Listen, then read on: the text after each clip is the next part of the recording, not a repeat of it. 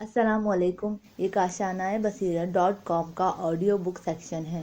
آپ اس وقت جس کتاب کو سننے کی سعادت حاصل کر رہے ہیں وہ ہے مکتب رسول۔ اس کا 16واں حصہ ملاحظہ فرمائیں۔ لوگ انبیاء کی مخالفت کیوں کرتے تھے؟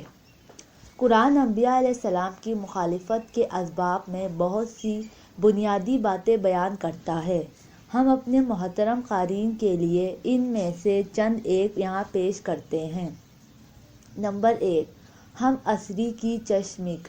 بعض اوقات انسان کسی کی صحیح بات نہیں مانتا اور اس سے انکار کے لیے اس کے سوا اور کوئی دلیل نہیں رکھتا کہ بات کہنے والا بھی اسی زمانے کا ایک فرد ہے، لیکن اس شخص نے یہ بات اگر دو ایک صدی پہلے کہی ہوتی اور مر چکا ہوتا تو لوگ اسے وحی آسمانی کی طرح قبول کر لیتے۔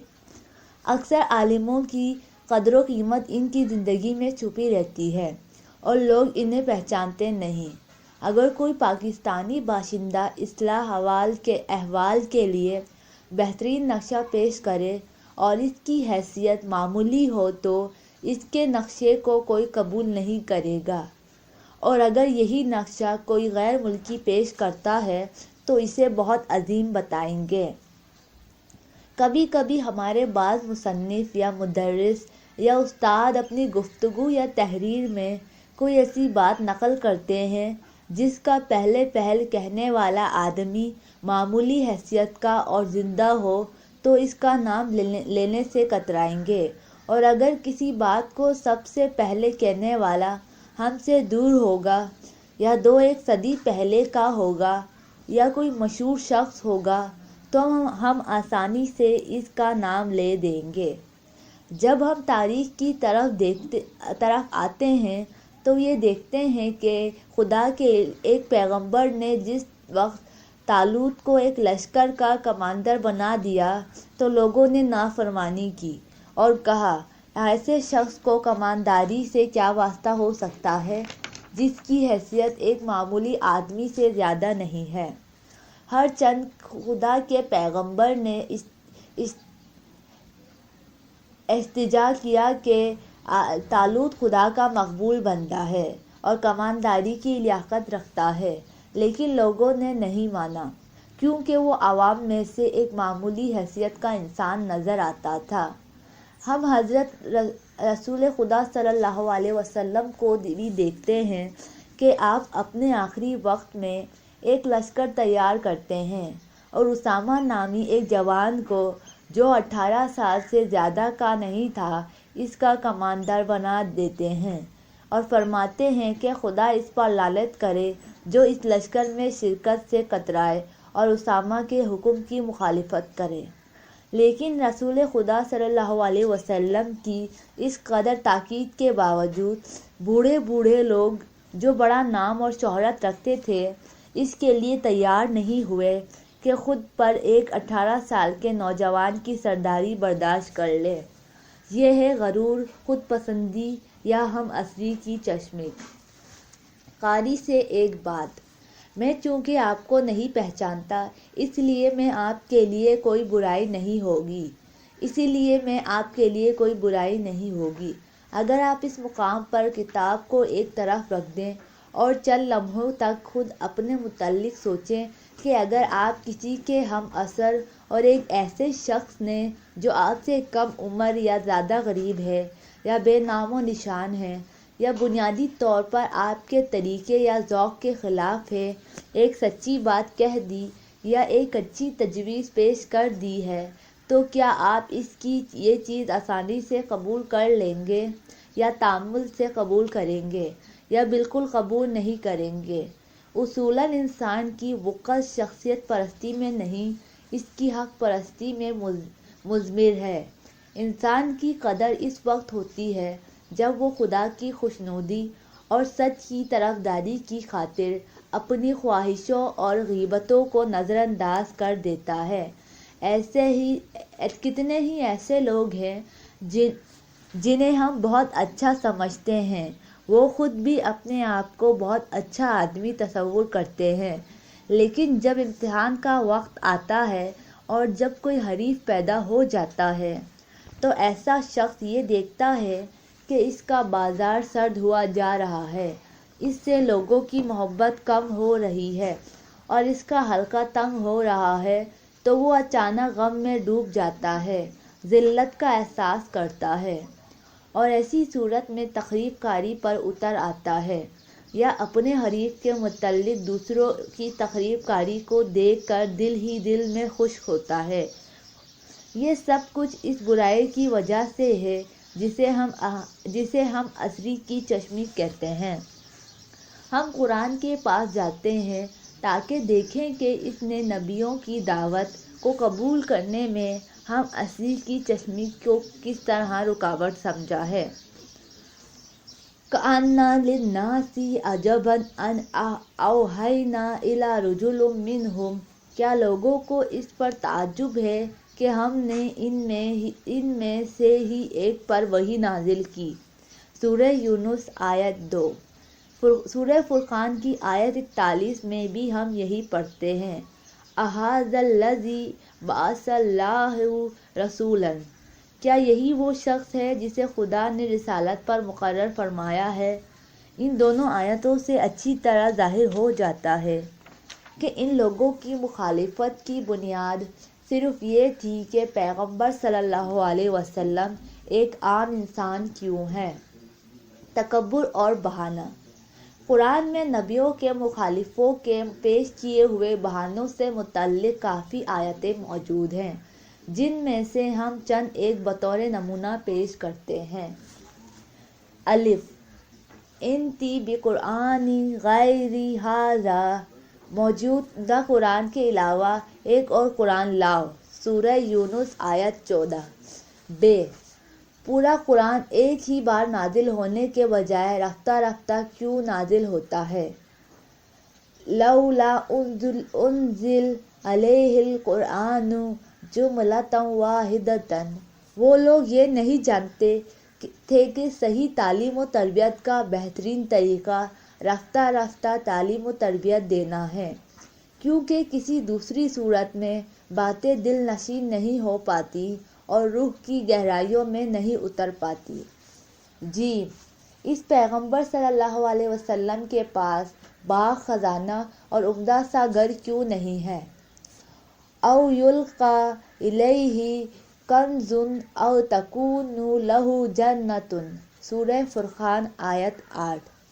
انہیں یہ خبر نہیں تھی کہ مال و دولت رکھنے کا معاملہ خدا سے رابطہ رکھنے کے معاملے سے الگ ہوتا ہے۔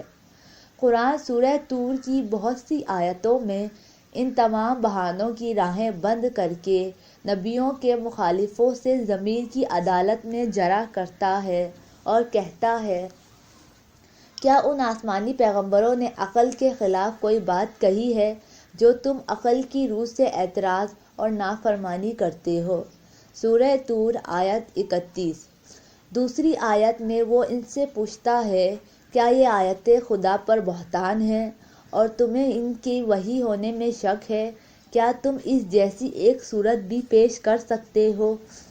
کیا نبیوں کے یہ مخالف اور منکر اپنے آپ کو پیدائش کے لحاظ سے برتر سمجھتے ہیں اور اپنے آپ کو پیدا کرنے والے کے بغیر جانتے ہیں؟ سورہ طور آیت 35۔ کیا یہ لوگ خود کو خالق سمجھتے ہیں؟ سورہ طور آیت 35۔ کیا تم ان سے اجرت اور رقم چاہتے ہو جو اس کا ادا کرنا ان پر باری ہے اور وہ تمہاری دعوت قبول نہیں کرتے؟ سورہ طور آیت 40۔ کیا اللہ کے علاوہ ان کا کوئی اور معبود موجود ہے جو اس کی جانب سے وحی اور دوسرے پیغمبر کے منتظر ہیں؟ سورہ طور آیت 43۔ کیا نبیوں کی دعوت کے ان مخالفوں نے کوئی اور زمین اور آسمان بنا لیا ہے؟ سورہ طور آیت 36۔ مختصر یہ کہ قرآن اس صورت میں نبیوں کے مخالفوں کو ضمیر کی پیشی میں لے آتا ہے اور وہ تمام راہیں بند کر دیتا ہے جو کسی بھی طرح نبیوں کی مخالفت کا بہانہ بن سکتی ہیں۔ بے جا مطالبات کی وجہ سے انکار۔ قرآن کی بعض آیتوں میں ہم یہ پڑھتے ہیں کہ لوگ اپنے نبیوں سے بے جا امیدیں رکھتے تھے، کبھی وہ کہتے تھے ہمارے مرے ہوئے باپ داداؤں کو جلا دو، سورہ دخان آیت 35۔ اور جب یہ مردے بھی زندہ ہو جائیں تو وہ بھی لازمی طور پر اپنے سے پہلے باپ داداؤں کے متعلق یہی امید رکھیں گے، اور اس طرح پیغمبر کو خلقت اور خدا کی سنت کا پہیہ الٹا گھمانا پڑے گا۔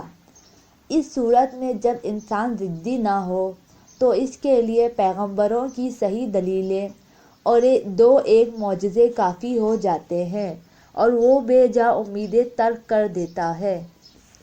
ہم بعض آیتوں میں یہ بھی پڑھتے ہیں کہ یہودیوں اور عیسائیوں کے ایک گروہ نے پیغمبر صلی اللہ علیہ وسلم سے یہ خواہش کی کہ خود ان پر آسمانی کتاب نازل ہو، سورہ نساء آیت 56۔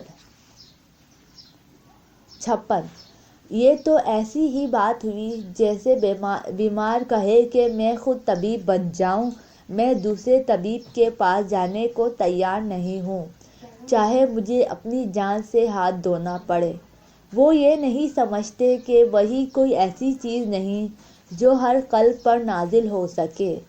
سب سے بڑھ کر یہ کہ لوگوں نے حضرت موسیٰ علیہ السلام سے درخواست کی کہ ہمیں خدا دکھا دو، سورہ نساء آیت 152۔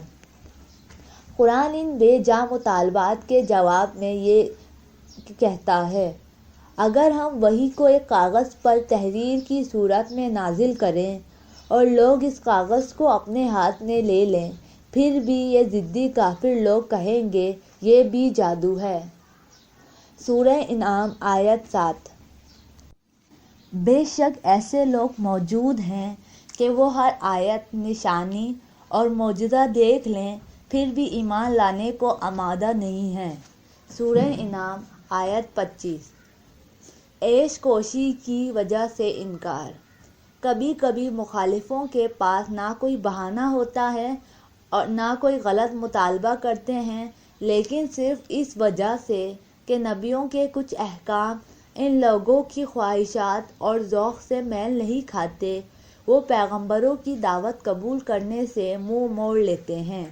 اس سلسلے میں قرآن یوں کہتا ہے، جب پیغمبر ایسے احکام لاتے تھے جو ان لوگوں کی ہوا ہوس سے مطابقت نہیں رکھتے تھے تو وہ یا ان مردان خدا کو جھٹلاتے تھے یا انہیں شہید کر دیتے تھے، سورہ مائدہ آیت 70۔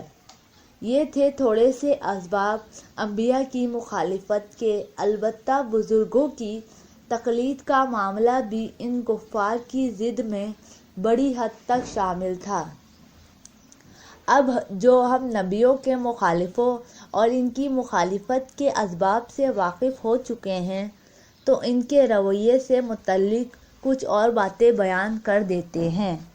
حضرت موسیٰ علیہ السلام نے بنی اسرائیل کو فرعون کی اذیتوں سے نجات دلائی اور اس راستے کی ہر قسم کی سختی خود جھیلی، لیکن جب تھوڑے دنوں کے لیے امت کی رہنمائی اپنے بھائی کے سپرد کر کے کوہ طور پر گئے تو لوگ شرک کی طرف پلٹ گئے اور بچھڑا پوجنے لگے۔ حضرت ہارون علیہ السلام جو حضرت موسیٰ علیہ السلام کے بھائی اور جانشین تھے، انہوں نے ہر چند کہا سنا مگر لوگوں نے کان نہ دھرا۔ جب حضرت موسیٰ علیہ السلام واپس آئے اور اپنی امت کو بچھڑے کی پوجا کرتے پایا تو بہت ناراض ہوئے اور اپنے بھائی پر غصہ اتارا۔ حضرت ہارون علیہ السلام نے حضرت موسیٰ علیہ السلام کے اعتراض کے جواب میں کہا، آزاد ہونے والے ان قیدیوں نے میری قدردانی کی جگہ مجھے کمزور کر دیا۔ جب میں نے چاہا کہ ان کی کج روی اور بچھڑا پوجا روکوں تو مجھ پر اس طرح چڑھ آئے کہ قریب تھا کہ مجھے ہلاک کر دے، سورہ مائدہ آیت 70۔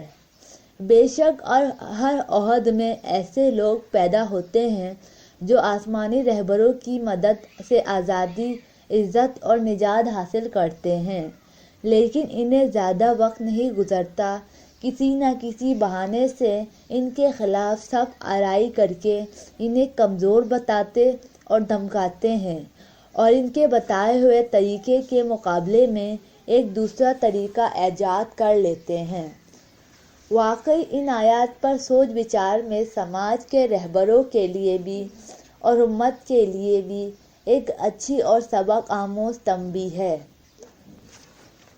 نبیوں کو اس طرح کمزور کرنے اور ان کی آواز پر لبیک نہ کہنے کا ایک نمونہ ہم حضرت محمد صلی اللہ علیہ وسلم کے سلسلے میں بھی دیکھتے ہیں، جب آپ نے بستر مرگ پر فرمایا کہ کاغذ قلم لاؤ تاکہ میں کچھ لکھ دوں، تو آپ سے کیسی گستاخی کی گئی۔ امت کا پیشوا مقرر کرنے کے سلسلے میں غدیر کے واقعے سے لوگوں نے بے پرواہی دکھائی اور رسول اکرم صلی اللہ علیہ وسلم کے مقرر کردہ رہنما کو نظر انداز کر کے دوسرے شخص کے گرد جمع ہو گئے۔ یہ نئی گستاخیاں اسلام اور مسلمانوں کی عزت اور قوت کے زمانے میں تھی۔ اگر ہم چاہیں کہ وہ مظالم جو پیغمبر خدا صلی اللہ علیہ وسلم کے مقرر کردہ پیغمبر خدا صلی اللہ علیہ وسلم نے اپنے تبلیغی کام کی ابتدا اور اپنے نقطۂ نظر کی اجنبیت کے زمانے میں دیکھے، انہیں ضابطۂ تحریر میں لائیں تو ان کی فہرست کے لیے بھی ایک ضخیم کتاب درکار ہوگی۔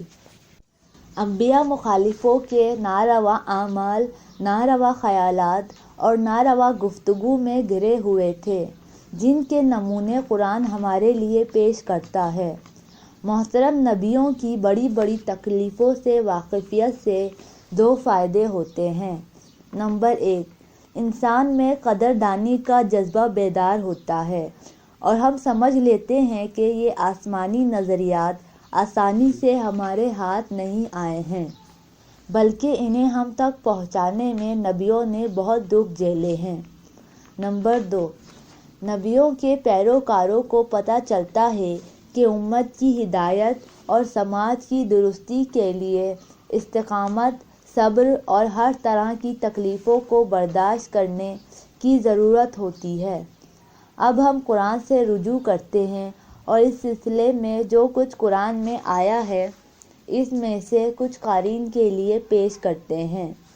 حضرت نوح علیہ السلام کے مخالف ان سے کہتے تھے کہ آپ کے ماننے والے غیر اہم اور بے جڑ پیندی کے لوگ ہیں اور آپ کو ہم پر کوئی فضیلت نہیں ہے۔ سورہ ہود آیت 27۔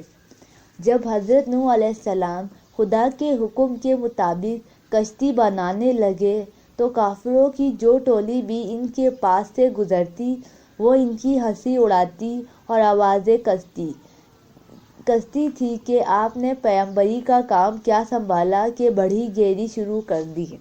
سورہ ہود آیت 38۔ لوگ حضرت شعیب علیہ السلام سے کہتے تھے، آپ ہم میں نسبتاً بہت کمزور ہیں اور ہم آپ کی بہت سی باتوں کو سمجھتے ہی نہیں۔ سورہ ہود آیت 93۔ حضرت ابراہیم علیہ السلام کے جلانے کی سازش تو کی ہی گئی تھی۔ حضرت ہود علیہ السلام ہیں کہ مخالفوں نے بڑی گستاخی کرتے ہوئے ان سے کہا تھا، ہم تمہیں نادان سمجھتے ہیں۔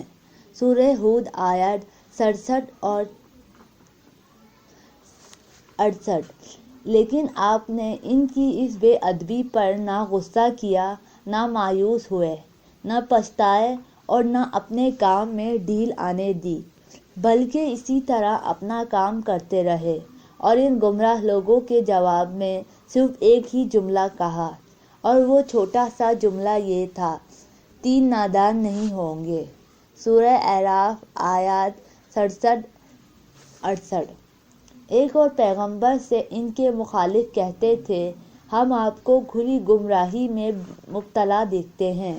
سورہ اعراف آیت 60۔ وہ بھی ہود علیہ السلام کی طرح ایک چھوٹا سا جواب دے کر اپنے کام کرتے رہے۔ انہوں نے صرف یہ کہا، اے لوگو میں گمراہ نہیں ہوں۔ سورہ اعراف آیت 60۔ قرآن رسول اللہ صلی اللہ علیہ وسلم کے مخالفوں کی مکروہ سازشوں کا بھی اسی طرح ذکر کرتا ہے۔ مکے کے مشرک یہ منصوبے باندھ رہے تھے کہ یا تم کو جیل میں ڈال دیں گے یا کسی طرح قتل کر ڈالیں گے، اور کچھ نہیں تو کم سے کم تم کو مکے سے نکال ہی دیں گے۔ سورہ انفال آیت 30۔ بے شک اسلام کے محترم پیغمبر صلی اللہ علیہ وسلم کے ساتھ مخالفوں کا یہ رویہ تھا۔ ہمارے پیغمبر صلی اللہ علیہ وسلم کے اپنے بعض قریب ترین رشتہ داروں سے بھی صدمہ پہنچا تھا۔ یہ ان کا چچا ابو لہب تھا کہ پیغمبر خدا جہاں کہیں تبلیغ اور ہدایت کے لیے جاتے، یہ ساتھ ساتھ جاتا اور کام بگاڑا کرتا تھا۔ وہ پیغمبر صلی اللہ علیہ وسلم کے ابتدائی تبلیغی جلسوں میں شریک ہوتا تھا اور ہر جلسے کو درہم برہم کر کے تبلیغی مقصد سے ہٹا دیتا تھا۔ پیغمبروں پر ایک عام الزام ان کا شاعر ہونا، جادوگر ہونا، دیوانہ ہونا اور کاہن ہونا تھا۔ قرآن کہتا ہے، ہم نے جس قوم کے پاس پیغمبر بھیجا اس نے اس کی ہنسی اڑائی۔ سورہ حجر آیت 11۔ ہم فرعون کو دیکھتے ہیں کہ لوگوں کو حضرت موسیٰ علیہ السلام کے خلاف بھڑکانے کے لیے آپ پر کسی قسم کا الزام لگانے سے نہیں چوکتا تھا۔ کبھی کہتا تھا موسیٰ اور ہارون نے طے کر لیا ہے کہ تم کو نکال باہر کریں اور تمہاری زمین پر قبضہ کر لیں، اور کبھی اپنی جھوٹی شان دکھا کر لوگوں سے کہتا تھا موسیٰ اور ہارون چاہتے ہیں کہ تمہیں اس راہ حق سے ہٹا دیں جو تم نے پسند کی ہے۔ کبھی انبیاء علیہ السلام کی مخالفت اتنی بڑھ جاتی تھی کہ جب خدا کا پیغمبر گفتگو کرنے لگتا تو کفار اپنے کانوں میں انگلیاں دے لیتے تھے اور اپنے سر پر اپنا لباس ڈال دیتے تھے تاکہ خدا کا کلام اور پیغمبر صلی اللہ علیہ وسلم کی بات ان کے کانوں تک نہ پہنچنے پائے۔ سورہ نوح آیت 7۔ وہ بہت افسوس کا مقام تھا جب پیغمبر صلی اللہ علیہ وسلم کے گھر کے اندر بھی اس سے مخالفت اور بے وفائی ہوتی تھی، اور حضرت لوط علیہ السلام، حضرت نوح علیہ السلام دونوں کی بیویاں ان کی مخالف اور کام بگاڑنے والی تھیں، اور خصوصیت کے ساتھ حضرت لوط علیہ السلام کی بیوی گھریلو باتیں ان کے مخالفوں کو بتا دیتی تھی۔ قرآن ان دونوں بیویوں کو کفر اور بے وفائی کا نمونہ بتاتا ہے اور یوں کہتا ہے، یہ دونوں عورتیں جو پیغمبر علیہ السلام کے دسترخوانوں پر کھاتی تھیں اور ان کے گھر کی آسائشوں سے استفادہ کرتی تھیں، پیغمبر کے حکم کے تحت اور ان کے خاندان سے وابستہ تھی، لیکن جب وہ سچائی کو قبول کرنا نہیں چاہتی تھی تو قبول نہیں کیا۔ سورہ تحریم آیت 10۔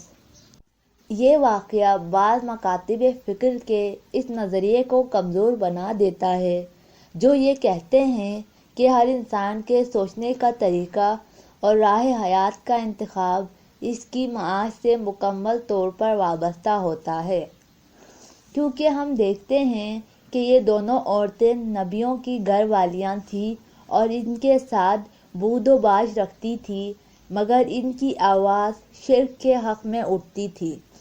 ان کے برعکس ہم فرعون کی بیوی کو دیکھتے ہیں کہ محل میں رہتی ہیں لیکن جھونپڑی والوں کی فکر میں ہیں، طاغوتی نظام میں پلی بڑھی ہے لیکن اس حکومت کی کٹر مخالف ہیں، فرعون کے دسترخوان سے کھانا کھاتی ہے لیکن حضرت موسیٰ علیہ السلام کی حمایت کرتی ہے۔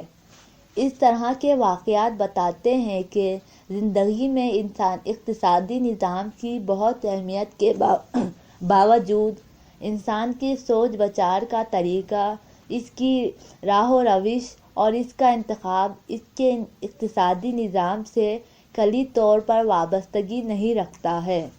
جو لوگ کہتے ہیں کہ اگر تم یہ جاننا چاہو کہ انسان کیسے سوچتا ہے تو یہ دیکھو کہ وہ کہاں سے کھاتا ہے، یا یہ کہتے ہیں کہ محلوں میں رہنے والا جھونپڑی میں رہنے والوں کے متعلق نہیں سوچتا ہے، یہ ایسے نعرے ہیں جن کا کھوکھلا پن تاریخ اور تجربے سے واضح ہو چکا ہے، اور شاید ہم یہ کہہ سکتے ہیں جو طرز فکر ان نعروں کی بنیاد پر قائم ہوا ہے وہ اپنی عمر کے اخیر کو پہنچنے والا ہے۔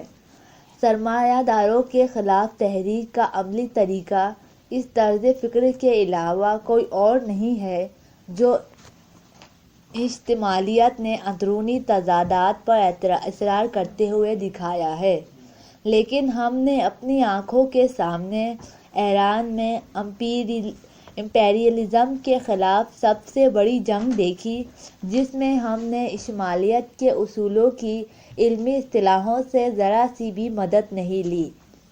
دنیا نے جان لیا کہ سرمایہ دارانہ نظام یا شمالیت کے اصولوں کی مدد کے علاوہ ایک تیسری راہ بھی موجود ہے جو اسلام کے انقلابی طرز فکر کا سہارا ہے۔ بے شک جو شخص صرف مادی لحاظ سے سوچتا ہے اور اس کے ماورا کسی قوت سے بے خبر ہے، وہ انقلاب کے طریقے کو بھی مادی اصولوں کے قبول کرنے سے ہی وابستہ سمجھتا ہے۔ یہ تھی نبیوں کے مخالفوں کی کچھ تخریب کاریاں، لیکن زیادہ افسوسناک بات یہ ہے کہ بعض گروہ دوستی کے نام سے ایسا کام کر جاتے ہیں جو مخالفوں نے بھی نہ کیا ہو۔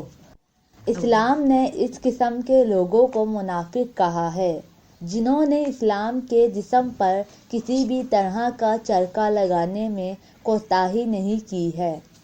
انبیاء علیہ السلام کے پیروں کے لیے طعنیں اور اذیتیں۔ نبیوں کے ماننے والوں کی اذیت کا موضوع بھی ہمیں نہیں بھولنا چاہیے۔ قرآن کہتا ہے، نبیوں کے مخالف بڑی بڑی کھائیاں کھودتے تھے اور مومنوں کو ان میں دھکیل کر زندہ جلا دیتے تھے اور خود اس کے اوپر کھڑے ہو کر تماشا دیکھتے تھے۔ نبیوں کے ان ماننے والوں کا قصور ان کا خدا پر ایمان تھا۔ سورہ بروج آیت 5 تا 8۔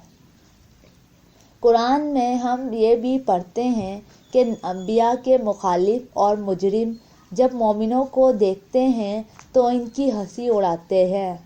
سورہ تطفیف آیت 49۔ جب وہ لوگ ان کے پاس سے گزرتے ہیں تو آنکھیں اور بھویں مٹکا کر ان پر فکرے کستے اور ان کا مذاق اڑاتے ہیں۔ سورہ تطفیف آیت 30۔ اور جب یہ مجرم اپنے ٹولے اور منڈلی کے ساتھ جمع ہوتے ہیں تو اپنے آپ کو کامیاب سمجھتے ہیں اور خوشیاں مناتے ہیں۔ سورہ تطفیف آیت 31۔ وقتاً فوقتاً جب وہ مجرم ان ایمان لانے والوں کو دیکھتے ہیں تو ان کی طرف اشارہ کرتے اور انہیں کجروی اور گمراہی سے نسبت دیتے ہیں۔ سورہ تطفیف آیت 32۔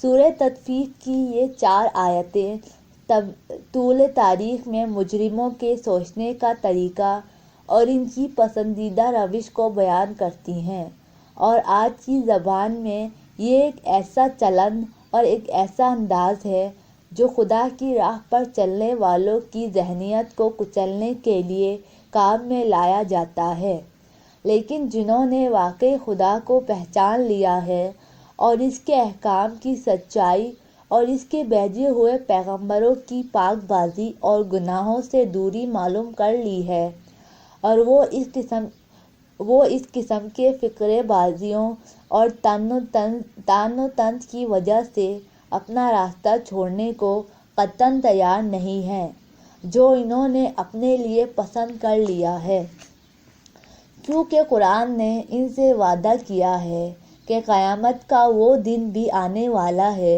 جب مومن ان لوگوں پر ہنسیں گے۔ سورہ تطفیف آیات 34 سے 35۔ اگر آج خدا کے یہ مخالف اور مجرم کوچہ و بازار کے ایک گوشے میں مومنوں پر طعن و طنز میں مشغول ہیں تو قیامت میں مومنین اور نبیوں کے ماننے والے خدا کی رحمت کے سائے میں بہشت کے تختوں پر تکیے لگائے ان مجرموں پر ہنسیں گے۔ منافقوں کی تخریب کاری۔ ہم پہلے اشارہ کر چکے ہیں کہ پیغمبر صرف مخالفوں کے ہاتھوں ہی تکلیفیں نہیں اٹھاتے تھے، بلکہ شاید ان کے برابر ہی منافقوں سے اذیت پاتے تھے۔ وہی لوگ جنہوں نے حضرت صلی اللہ علیہ وسلم کی مسجد کے مقابلے میں مسجد بنائی تھی تاکہ وہ مسلمانوں کی جماعت کو 2 حصوں میں تقسیم کر دیں اور منافقوں کے اکٹھے ہونے کا اڈا بھی بن جائے۔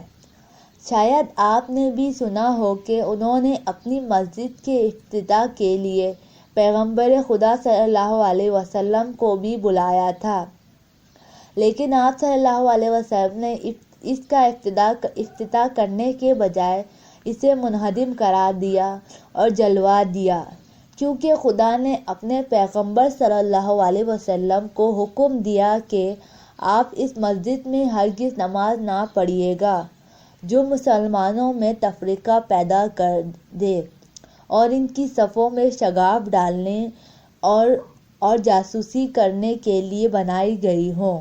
سورہ توبہ آیت 108۔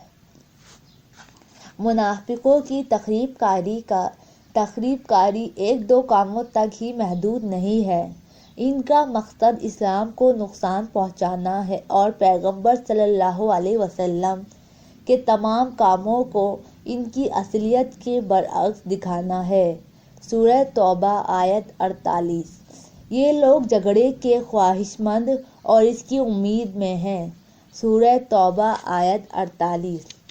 یہ منافق اگر دشمن کے خلاف جنگ میں شریک ہوں گے تو اسلام پر چوٹ لگانے، دشمنوں کو خبریں پہنچانے اور مسلمانوں کی صفوں میں تفرقہ پیدا کرنے کے لیے ہوں گے، اور دشمن کے خلاف لڑائی میں ان کی شرکت سے خرابی، وحشت، بے یقینی اور خوف پیدا ہونے کے علاوہ تمہیں اور کچھ نہیں ملے گا۔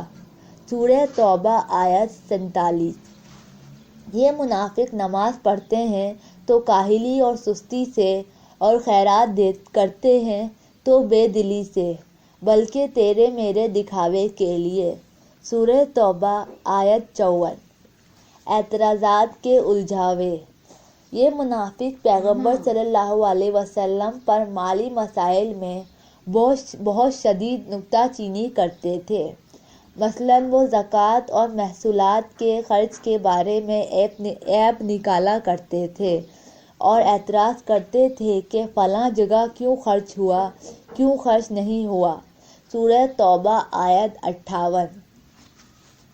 قرآن کہتا ہے کہ منافقوں کے یہ طعنے ذاتی مفاد کی وجہ سے ہیں۔ اس بات کا ثبوت یہ ہے کہ اگر ان محصولات اور زکوٰۃ کا ایک حصہ ان کو دے دیا جائے تو یہ راضی اور خاموش ہو جائیں گے۔ سورہ توبہ آیت 58۔ بے شک ان کی خوشی اور ناخوشی کسی نظریے یا عقیدے کی بنا پر نہیں ہے۔ ہم اپنی گفتگو کو سمیٹ کر اس موضوع کو جو نبیوں کے مخالفوں اور ان کے تخریب کاریوں سے متعلق تھا اس جگہ ختم کرتے ہیں اور اولو العزم پیغمبروں کے حامیوں کے جانثاروں کے بارے میں کچھ بات چیت کرتے ہیں، کیونکہ ان کی جانثاریوں سے واقفیت بھی دینی تربیت کے لیے اچھا اثر رکھتی ہے۔ انبیاء کے حامیوں کے میلان کا سبب۔ ان لوگوں کے خیال کے برعکس جو یہ سوچتے ہیں کہ نبیوں کی جانب مومنوں کے جھکاؤ کا سبب صرف ان کی اقتصادی محرومی ہے، اور چونکہ نبی ظلم، غربت اور استحصال کے خلاف لڑتے تھے اس لیے یہ غریب لوگ ان کے چاروں طرف گھیر آتے تھے، مگر یہ خیال حقیقت سے مربوط نہیں ہے، کیونکہ اس قسم کی تشریح اور معنی آفرینی اس وجہ سے کی جاتی ہے کہ انسان کی ہستی میں حق کی تلاش کے فطری جذبے کو نظر انداز کر دیا جاتا ہے۔ اس کے علاوہ ہم بعض لوگوں کی تاریخ میں یہ پاتے ہیں کہ ان کی مالی حالت بہت اچھی تھی اور ان کے کام اور زندگی میں بھی کوئی ظلم و ستم اور غربت موجود نہیں رہی ہے، لیکن انہوں نے اشتیاق سے انبیاء کی راہ اختیار کی اور اپنے مال، جان اور آسائش کو بھی اس راہ میں قربان کر دیا۔ مثلاً فرعون کی بیوی آسیہ اور پیغمبر اسلام کی زوجہ ام المومنین حضرت خدیجہ علیہ السلام وغیرہ۔ اس لیے اگر کوئی یہ کہے کہ انبیاء علیہ السلام پر ایمان لانا صرف روٹی، کپڑا اور آزادی کی غرض سے ہے تو وہ اس شخص کی طرح ہے جو کہتا ہے کہ ناک صرف اس لیے بنائی گئی ہے کہ اس پر چشمہ لگایا جائے۔ واہ رے غلط خیالی۔ انبیاء کے ماننے والے دو گروہوں میں تقسیم ہیں۔ نمبر 1، وہ پیرو جو ثابت قدم نہیں ہیں۔ نمبر 2، وہ پیرو جو ثابت قدم ہیں۔ بے استقامت پیرو۔ سورہ بقرہ میں بنی اسرائیل کے ایک نبی کے بے وفا پیرووں کے بارے میں ایک قصہ بیان ہوا ہے جس کا خلاصہ ہم یہاں دہراتے ہیں۔ بنی اسرائیل کے کچھ لوگوں نے جو حضرت موسیٰ علیہ السلام کے بعد طاغوتوں کی طرف سے سختی، ذلت اور ظلم سے دوچار ہوئے تو ظلم کے خلاف اٹھنے کا فیصلہ کر لیا۔ چنانچہ وہ اپنے پیغمبر حضرت شموئیل کے پاس گئے اور ان سے ایک لائق حکمران مقرر کرنے کے لیے مدد مانگی۔ پیغمبر نے فرمایا کہ ممکن ہے اگر تم کو جہاد اور قتال کا حکم دیا جائے تو تم نافرمانی کرو گے۔ اس پر ان لوگوں نے ثبات قدم کا یقین دلایا اور کہا یہ ستم جو ہم پر ہوا ہے، ہمارے شہروں پر مخالفوں کا قبضہ ہو گیا ہے اور ہماری عورتیں اور بچے سرگرداں ہو گئے ہیں۔ کیا یہ ممکن ہے کہ ہم اس کے خلاف جنگ نہ کریں؟ ہم ضرور لڑیں گے اور ہم آپ سے صرف ایک لائق حکمران کے تقرر کی درخواست کرتے ہیں۔ پیغمبر نے خدا سے اس امت کو ایک لائق حکمران عطا کرنے کی دعا فرمائی۔ دعا قبول ہوئی اور خدا کی طرف سے طالوت نامی ایک شخص جو جسم اور علم کے لحاظ سے اس کام کے لائق تھا، لوگوں پر حکمرانی کے لیے پیغمبر کو بتا دیا گیا۔ پیغمبر نے بھی لوگوں سے اس کا تعارف کرایا اور اسے حاکم مقرر کر دیا، لیکن وہ لوگ جن کی عقل ان کے آنکھوں اور کانوں میں تھی یوں بولے، یہ سربراہ جو نہ کوئی اچھی وضاحت رکھتا ہے نہ نام و شہرت، ہم ہرگز اس کا حکم نہیں مانیں گے، کیونکہ اگر یہ طے ہوا ہے کہ وہ ہمارا حاکم بنے تو ہم اپنے آپ کو حکومت کے اس منصب کے لیے اس سے زیادہ لائق سمجھتے ہیں، اس لیے کہ ہم اس سے زیادہ مالدار ہیں۔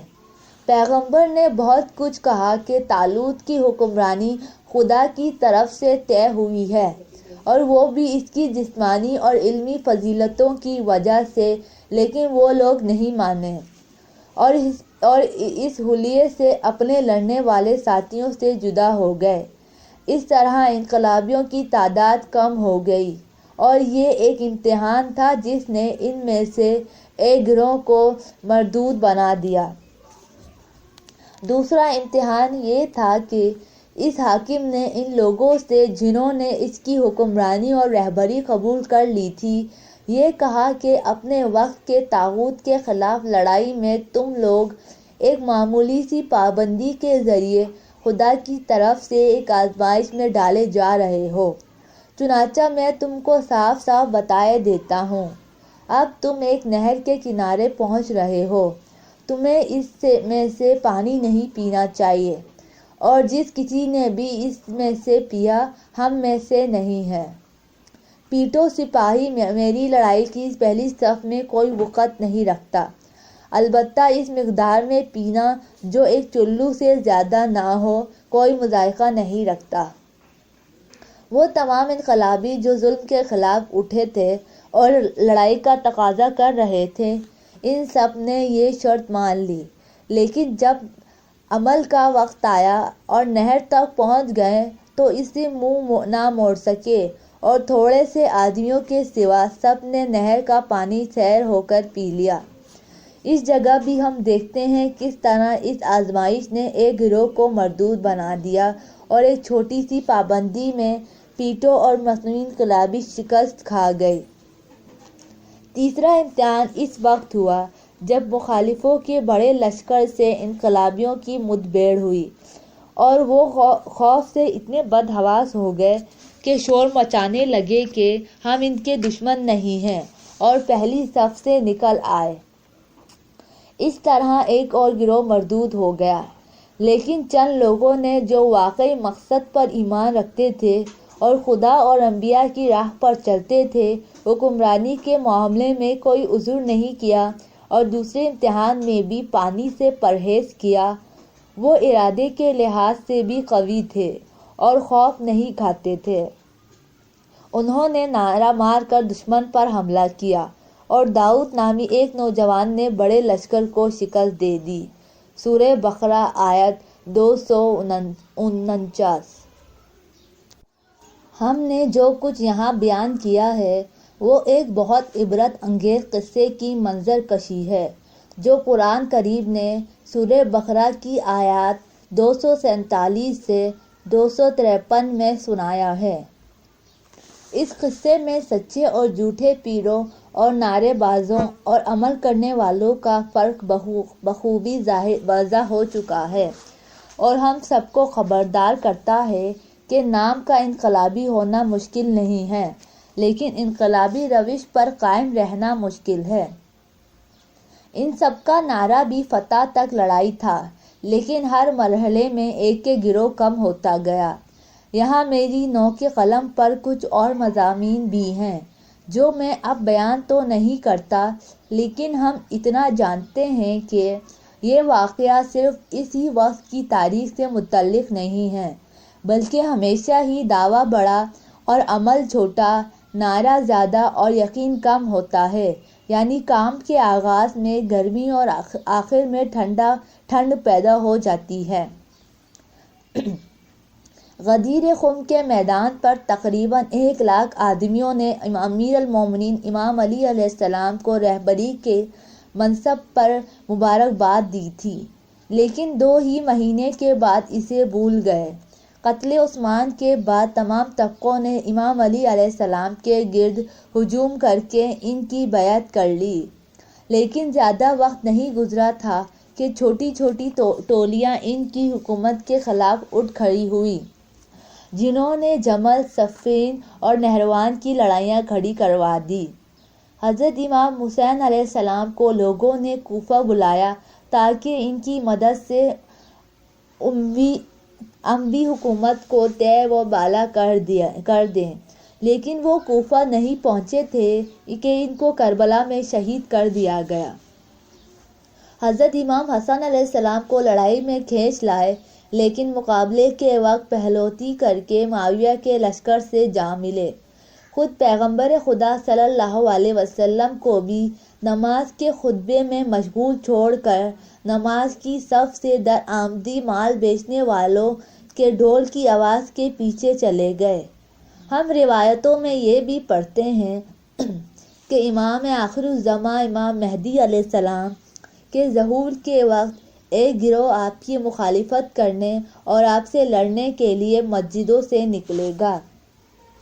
یہ بات بے بنیاد نہیں ہے جو حضرت یوسف علیہ السلام حاسد بھائیوں کے شر، کنویں کے اندھیرے اور قید خانے سے چھوٹ کر اور نئی عزت تک پہنچ کر یہ دعا کرتے ہیں کہ اے خدا مجھے بحیثیت مسلمان مارنا۔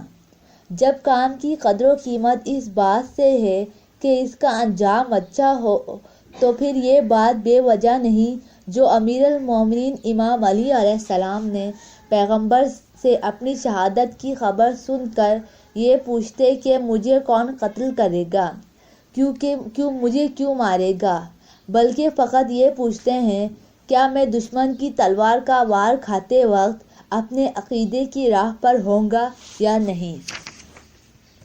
مختصر یہ کہ قول اور عمل میں، وعدے اور اس کی وفا میں، دعوے اور ثبوت میں بہت فاصلہ ہوتا ہے۔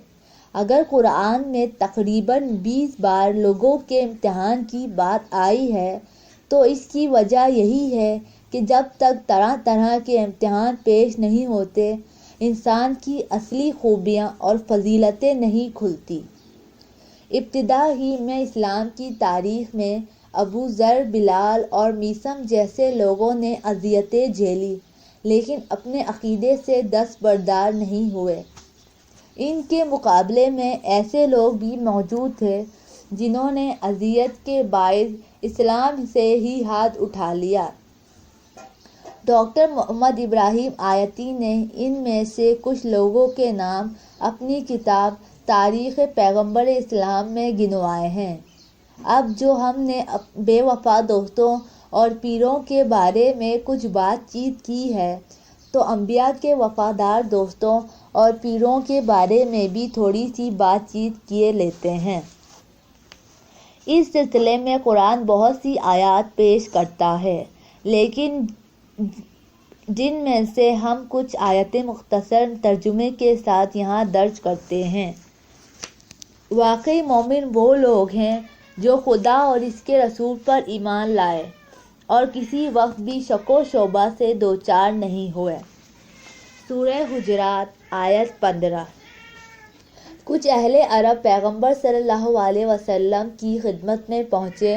انہوں نے عرض کیا کہ ہم ایمان لے آئے ہیں، لیکن ہم دیکھتے ہیں کہ خدا فوراً ہی ان کے جواب میں پیغمبر صلی اللہ علیہ وسلم سے خطاب کرتا ہے، ان لوگوں سے کہہ دو کہ تم نے فقط اسلام کا اظہار کیا ہے، ابھی ایمان کی روح اور حقیقت تمہارے دل کی گہرائی میں نہیں اتری۔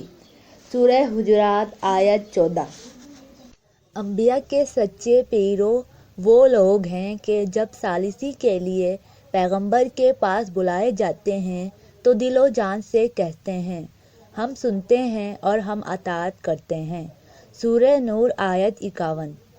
جنگ خندق میں جب پیغمبر صلی اللہ علیہ وسلم مسلمانوں کے ساتھ ساتھ خندق کھودنے میں مشغول تھے اور بعض مسلمانوں نے رسول خدا صلی اللہ علیہ وسلم سے اجازت لیے بغیر اپنے کام کی جگہ چھوڑ دی، لیکن ان کے مقابلے میں ایسے لوگ بھی تھے کہ جب ان کو ایک دو دن کے لیے کام چھوڑنے کی ضرورت ہوتی تھی تو وہ پیغمبر صلی اللہ علیہ وسلم سے اس کی اجازت لیتے تھے۔